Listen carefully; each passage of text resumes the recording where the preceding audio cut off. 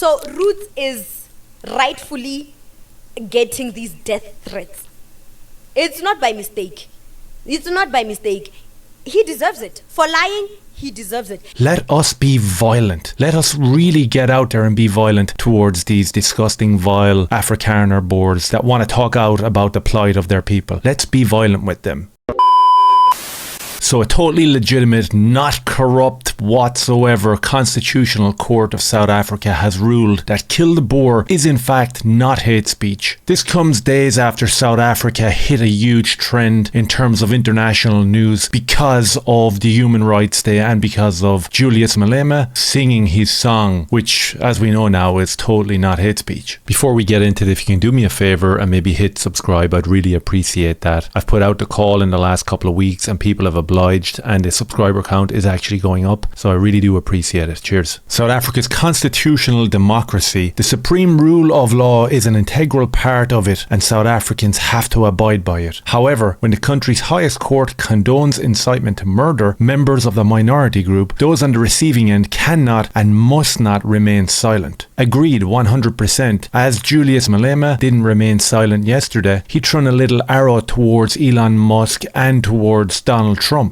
Try me, boys. Malema sends a stern warning towards Trump and Musk after Kill the Boer victory. Economic freedom fighter leader Julius Malema celebrated his victory against AfriForum by taking a jab at United States President Donald Trump and his ally Elon Musk. On Thursday, a constitutional court dismissed AfriForum's attempt to appeal the Supreme Court's appeal ruling, which stated that the chant Kill the Boer is not considered hate speech. And there you can see him tweeting at Elon Musk and at Donald Trump. He says that the EFF's superior logic prevails again. I want all of you combined with your white supremacists. We will still show you flames. Try me, boys. Those are fighting words from Julius Malema, covered under the Constitution and covered under the democratic process.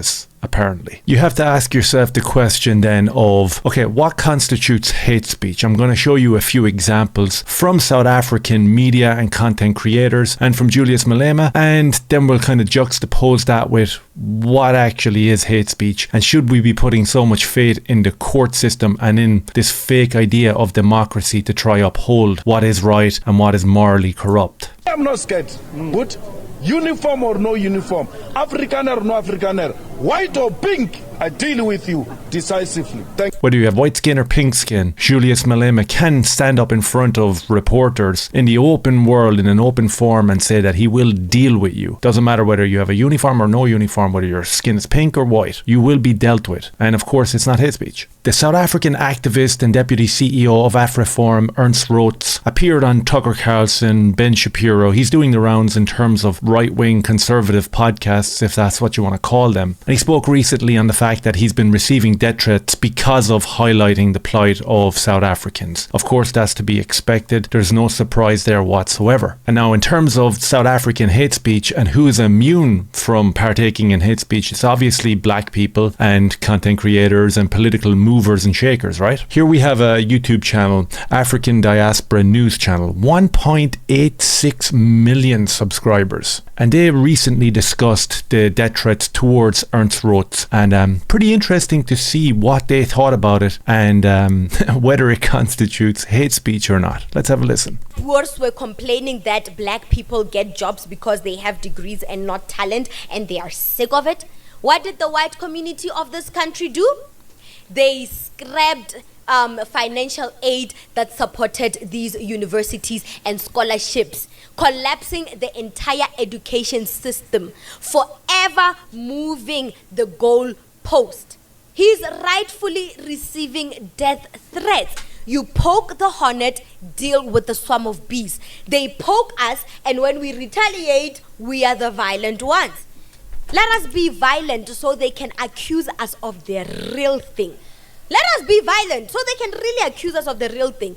Because what they did to the university students that relied on scholarships and financial aid that is provided by USAID, by the way, they literally endangered the children's future. I'm going to pause it there. If you poke the hornet's nest, be prepared to deal with the swarm. Let us be violent. Let us really get out there and be violent towards these disgusting, vile Afrikaner boards that want to talk out about the plight of their people. Let's be violent with them. This doesn't constitute hate speech, and it definitely doesn't constitute community guidelines over on this platform. Other people have to abide by community guidelines like myself, who've been struck many a time, usually when I talk derogatory towards Israel Adesanya, but not this African Diaspora news channel with 1.8 million subscribers. They're immune, of course, just like Malema himself. And she talks about US aid being retracted from the school systems, hampering Africans not getting a degree and not having a master's. And this plays back to a video that I did the other day in terms of Dricus du Plessis, the UFC middleweight people's champion of South Africa, going to the local colleges, doing fundraisers, trying to raise money, trying to ensure that black South Africans would in fact actually get their education over the line and get that sought after bachelor's degree. A simple thank you from this woman would have sufficed. Instead, she wants violence towards white Afrikaners, and she's perfectly immune to talk about it. Endangered their educational futures.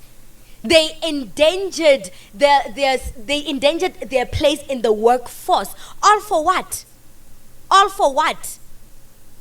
Because they are jealous that we are getting educated and graduating at a larger scale, and the job market is filled with black people at higher positions. They're mad at that. They're mad that finally there is equality between black and whites, which is a bit too late. Which is 30 years too late, by the way. It should have happened the minute Mandela sat on that presidential seat. So why are they mad? Now they have mobilized America to cut US aid that funds a lot of these universities and scholarships that the black people rely on, that the black children and students rely on, because they're jealous. So Roots is rightfully getting these death threats. It's not by mistake. It's not by mistake. He deserves it. For lying, he deserves it. Show me a university that promotes the killing of Boers. Show me a university with a subject or a discipline that promotes killing Boer people and teaching them not to feel guilty and getting away with it. Show me. Show me. It was the apartheid regime that taught that, not the black university, not the universities of the democratic states of South Africa. That's actually insane. I didn't get to the end of the clip. The little smack of the lips really, really sold that speech for me, in fairness. Crazy. Crazy. The democratic process she talks about. Wow. We spoke about this the other day. Can you imagine this was a white podcaster or a white content creator with 1.8 million subscribers? Absolute uproar and carnage across the board. So we understand now that Malema's Kill the Boer song is protected by law. We understand that death threats towards white Afrikaners who are trying to get out there and push out their message is not hate speech whatsoever. So we get to this stage with politics, and you can understand why people get disillusioned with politics and don't want to partake in it, because it just seems to be this bizarre theatre where cultural Marxist ideas have overtaken common sense and democracy, and what we're left with is this crazy, insane anti-white rhetoric that is promoted not only by the black government of South Africa, but also here, which is even more disillusional in terms of the white government of Ireland. Our leader openly says that he hates seeing white people in positions of power, and we must put more black people into positions of power. Here in Ireland, we have our own activists, and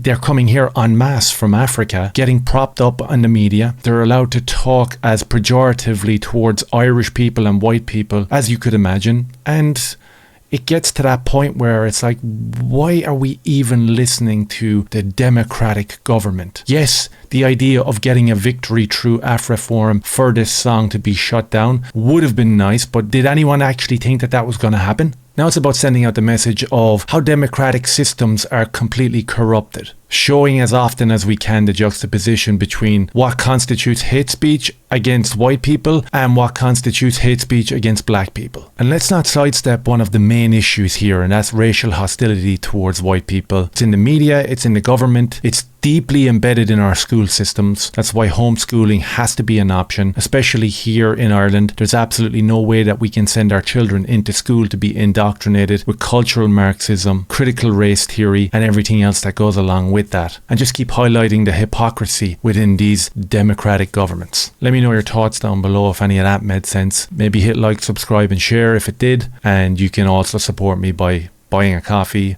hitting the old Patreon button or becoming a member. Cheers.